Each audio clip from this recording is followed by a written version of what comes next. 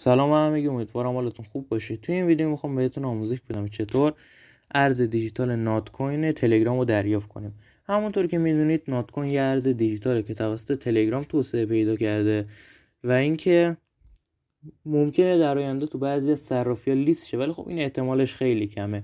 شاید در آینده تلگرام یه سری آپدیت ها رو بده که ما بتونیم با استفاده از این ارز دیجیتال اشتراک پریمیوم تلگرام رو بخریم یا اینکه یه سری پرداختای درون برنامه تو خود تلگرام انجام بدیم. پس در کل ضرری نداره. بهتره که یه ذره از این ارز حداقل جمع آوری کنید. خب برای اینکه این ارز رو دریافت کنیم اول وارد ربات نات کوین میشیم. این آیدیشه، لینکش هم براتون تو دیسکریپشن میذارم. اینجا استارت رو میزنیم. وقتی که این پیام بهمون نمایش داده شد میتونیم بازی رو شروع کنیم، ولی خب اول من از بخش منوی سری چیزا رو بهتون نشون میدم. شو مای پروفایل استاتس، وقتی اینو میزنید بهتون یه سری اطلاعات رو درباره پروفایلتون داخل نات کوین نشون میده.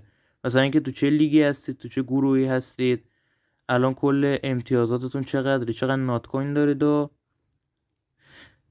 بعدی هم شو استاتس about your squad، میگه اطلاعات درباره گروه شما. مثلا اگه تو گروهی عضو باشید این اطلاعات رو به شما نشون میده. و بعدی هم get your، و این دوتا بعدی که اهمیت خاصی ندارن، بعدی هم get your referral link. این ریفرال لینک میتونید دوستاتون رو دعوت کنید، یه سری مزایا داره، سرعتتون یکم بیشتر میشه، گروه تشکیل میدید و یه سری مزایای این شکلی. خب حالا برای اینکه بتونیم نات کوین رو دریافت کنیم یه گزینه اول لیتس گو میزنیم.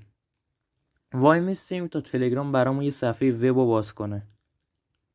خب وقتی که این صفحه وب رو باز کردش یه سکه اینجا داریم که هر بار که روی این سکه ضربه بزنیم یه دونه نات کوین دریافت میکنیم. همینطوری که میبینید هر بار که روی این میزنم یه نات کوین میگیرم.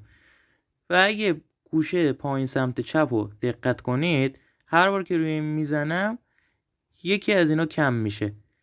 یعنی شما توی روز یه تعداد محدودی میتونید نات کوین دریافت کنید.